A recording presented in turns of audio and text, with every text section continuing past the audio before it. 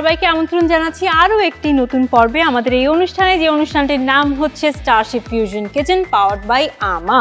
নামেই বোঝা যাচ্ছে যে আমরা এখানে ফিউশন কিছু করে থাকি, অর্থাৎ একটি অথেন্টিক রেসিপি তো থাকে, পাশাপাশি সেই অথেন্টিক রেসিপি একটি ফিউশন টাচ বা ফিউশন ভার্জন তৈরি করার চেষ্টা করি।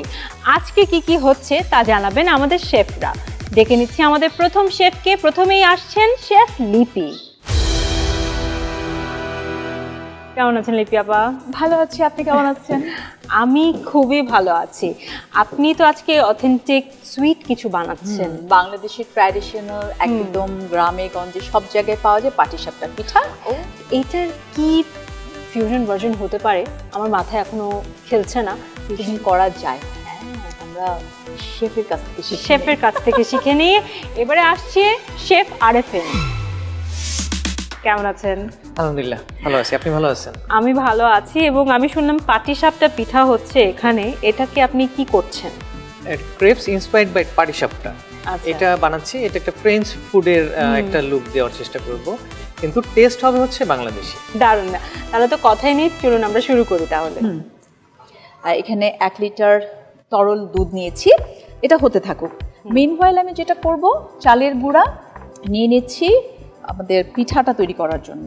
ইউজুয়ালি তো সবাই ময়দা বা কর্নফ্লাওয়ার দিচ্ছে বা সুজি দিচ্ছে, বাট আমি দেবো হচ্ছে চালের গুঁড়া দিয়ে ওটাকে থেকেন করব। ওকে, এটা বললো আসতে থাকুক। আর ওর সাথে সামান্য এখানে আমরা 2 টেবিল স্পুনের মতো আমরা একটু ময়দা দিয়ে দিচ্ছি, যে বাইন্ডিংটা যাতে ভালো হয়, কারণ ওটা গ্লুটেন ফ্রি তো, আর ময়দাতে তো যেহেতু গ্লুটেন আছে, দ্যাটস এটা বাইন্ডারের কাজ করবে, দ্যাটস ওয়াই একটু মিক্স করে নিলাম।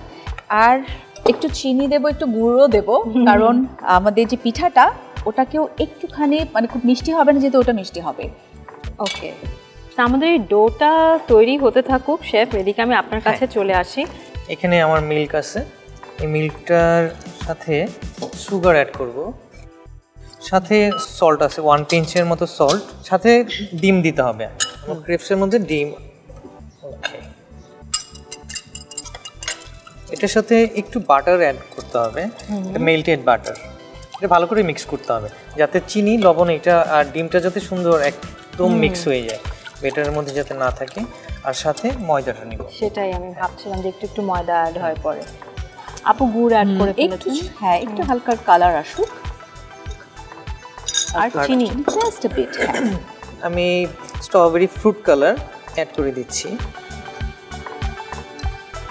এটা বাচ্চারা অনেক পছন্দ করবে, কারণ ক্রেপসটা বাচ্চারা এমনিতেও পছন্দ করে, কিন্তু এই লুক দিলে ওরা তো আরো বেশি ওদের কাছে লোভনীয় হয়ে যাবে।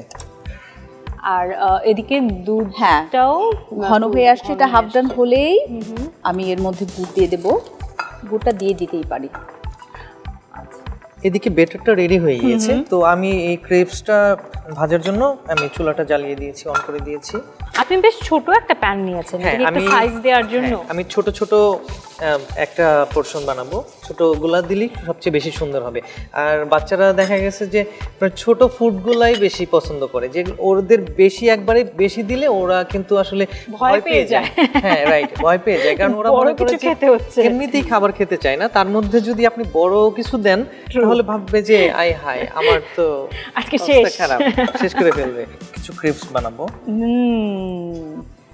বাচ্চাদেরকে কি খাওয়াবো, এটা তো আমারই মনে হচ্ছে তুলে খেয়ে নি। হ্যাঁ, আর ক্রেপ হতে বেশি সময় নেয় না, হালকা একটু গোল্ডেন ব্রাউন কালার হলেই আমরা ক্রেপসটা নামিয়ে দিচ্ছি।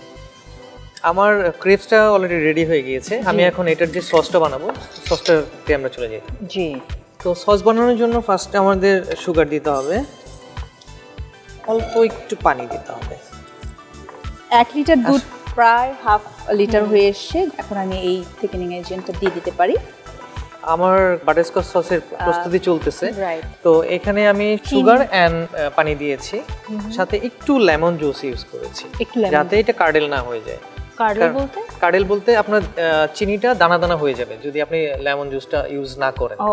অনেকেই দেখা গেছে যে আপনি বাটারস্কচ সস বানাচ্ছে, কিন্তু সসটা ঠিক মতো হচ্ছে না, বিকজ অফ আপনার ওই লেমন জুসটা তারা মিস করতেছে। যদিও আমরা ননস্টিক ফ্রাই প্যান নিয়েছি, বাট অলসো আমাদের যদি একটু 1 ফোঁটা তেল দিয়ে মুছে নেব, জাস্ট গ্রিস করার জন্য। আমার এটা গোল্ডেন ব্রাউন হয়ে গিয়েছে। এটাকে যখন ক্রিমটা অ্যাড করবেন তখন একটু কেয়ারফুলি অ্যাড করতে হবে, কারণ এটা কিন্তু ক্রিম দেওয়ার পরে অনেক কি হবে। এখন আমি বাটারটা দিয়ে এটাকে আস্তে করে চুলা থেকে নামিয়ে দিব। So this is the butterscotch. Nice. চুলাটা অবশ্যই অফ করে দিতে হবে এই সময়। আমি এখানে খিরসাদ দিয়ে দিয়েছি, জাস্ট ফোল্ড করছি। খিরসাদ দিয়ে জাস্ট আমি একটু বড় সাইজে করে নিয়েছি। ওকে, স্ট্রবেরি ফিলিং আমরা দিচ্ছি। এটা আসলে কি, এটা কি ঘরে তৈরি করা যায় নাকি কিনতে পাওয়া যায়? এটা হচ্ছে গিয়ে আমাদের যে দেশি স্ট্রবেরিটা আছে সেটা আপনি চাইলে সারা বছর ফ্রিজে রেখে খেতে পারবেন। স্ট্রবেরিটা নিয়ে চুলায় জাল করবেন, সাথে 1 কেজি স্ট্রবেরির সাথে 200 গ্রামের মতো আপনি সুগার অ্যাড করবেন। সুগার অ্যাড করে জাস্ট পিউরি বানিয়ে আপনি ফ্রিজে রেখে দিবেন, সারা বছর ইউজ করতে পারবেন। এটা আমি ইউজ করতেছি।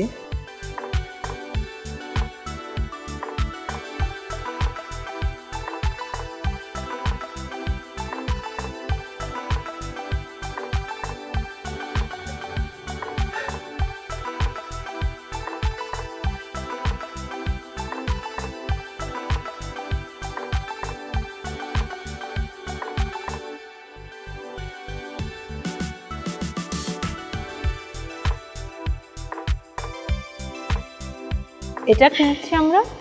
এটা দিচ্ছি আমরা চপস্টিক। আপনি কি সময় পেয়ে আরো বেশি ডেকোরেশন করে যাচ্ছেন শেফ আরফিন? তো মেইন ফোকাস, কারণ আমার তো ফিউশন, আমি তো আর আমাদের যে অথেন্টিক ফুড আছে সেগুলোর সাথে টক্কর দিয়ে তো আমাকে পাল্লা দিয়ে আমার পক্ষে সম্ভব না। খুবই ভালো লাগছে দেখতে। তাহলে আর অপেক্ষা কিসের, আমরা ঝাঁপিয়ে পড়ি খাবারের উপরে, খেতে হবে এখন। চলুন।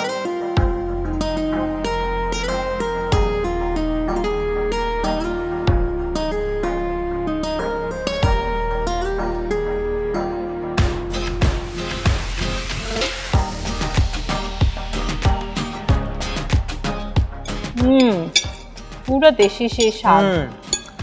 শেফ, এখন আপনারটা ট্রাই করি।